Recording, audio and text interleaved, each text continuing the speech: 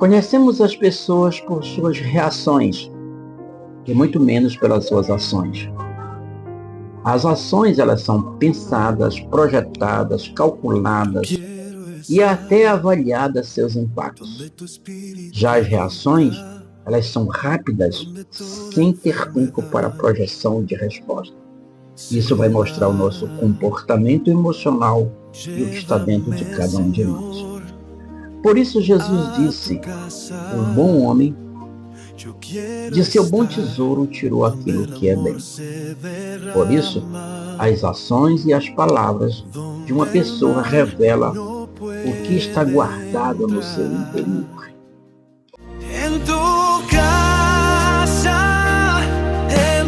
casa, no hay otro lugar mejor. En tu casa.